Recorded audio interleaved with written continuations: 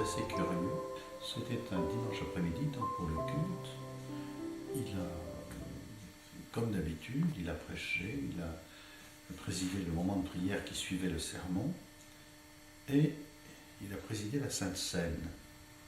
Et je me suis aperçu, je n'ai pas été le seul à m'en apercevoir à ce moment-là, qu'il avait une espèce de difficulté quand il tendait les plateaux, sa main tremblait. Et nous nous sommes demandé ce qui se produisait. Il était déjà très âgé. Nous avons su ensuite qu'en venant de chez lui jusqu'à l'église, il avait bronché, il était tombé et il s'était fracturé les deux poignets. Et malgré cela, il a prêché, il fait tout ce que j'ai dit, et y compris ce geste qui devait être douloureux. Après quoi, il est allé s'asseoir près de la porte de l'église et il a serré les mains.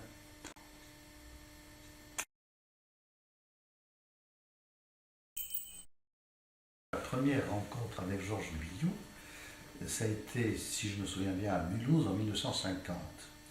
Donc, je suis membre de l'église de Nîmes depuis 1949, mais j'ai la responsabilité du groupe de Montpellier, et Dubarry me prend sous son aile et m'amène à Mulhouse à une conférence pastorale. C'est ma première pastorale. C'est aussi la première de Broriansberg. Et donc là, j'arrive et il est question de discuter le texte qui avait été préparé sur les anciens et les pasteurs dans les églises. Et ça commençait par ce texte est, comment dirais-je, il y avait peut-être essentiellement indicatif. Et moi, je ne me rendais pas compte du tout, comment dirais-je, je n'avais pas du tout devant ces personnages pour lesquels j'avais énormément de respect, mais je ne me rendais pas compte du tout de la distance qu'il pouvait y avoir entre eux et moi. J'étais très jeune, j'avais 23 ans, j'étais, je ne sais pas, je dis, est-ce qu'on ne pourrait pas dire purement indicatif? Alors, Guyot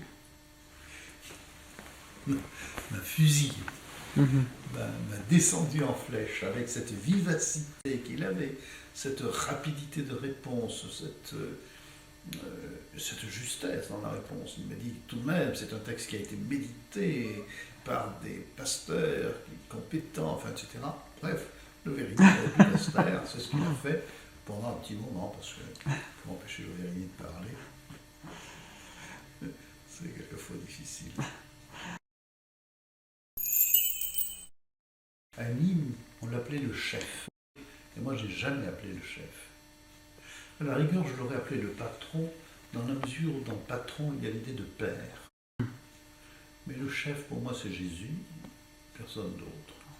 Et donc, je me souviens d'une femme de ménage qui, un jour que j'avais prêché à Nîmes, s'est avancée vers moi après, à la fin du culte, et m'a dit, Monsieur Loverini, quand vous avez commencé à parler tout à l'heure, j'ai eu peur, parce que ce que vous disiez était faux. Et c'était vrai, elle avait tout à fait raison. Je l'avais fait exprès, j'avais commencé par dire des choses qui n'étaient pas pour rectifier ensuite. Et elle m'a dit, heureusement qu'ensuite vous avez rectifié. C'était une femme de ménage, c'était une bonne théologienne. Et quand on me disait à cette époque-là que les sermons de Dubarry passaient par-dessus la tête des gens... Ah, certains disaient ça? Ah oui. Ah bon? Je n'en étais pas du tout persuadé pour ma part. Non, alors Dubarry a été un des premiers à acquérir un magnétophone. Il était tout à fait au courant des innovations de la technique moderne. Et il s'écoutait après la réunion du soir. Alors, donc il y avait une réunion le soir à 8h30.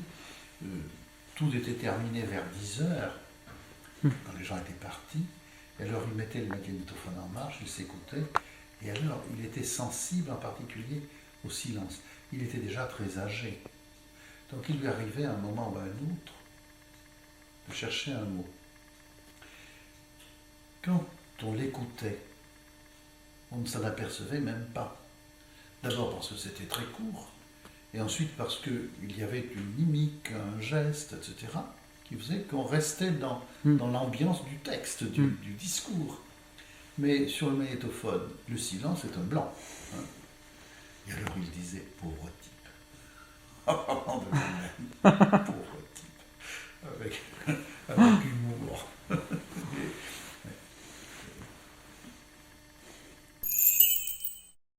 Les méthodes américaines et la France, ça n'avait rien de commun.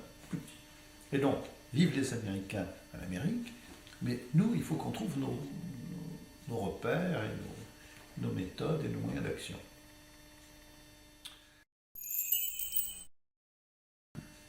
Il y a eu chez Dubarry une espèce d'oscillation entre le pessimisme et l'optimisme. Il y a eu des moments où il était persuadé que tout allait pour le plus mal, ou allait aller vers le plus mal, et puis des moments où il pensait que ça allait fonctionner. Et une de ses idées, c'est que l'association devait être un laboratoire qui servirait un jour à une usine. Ah, mais quelle usine?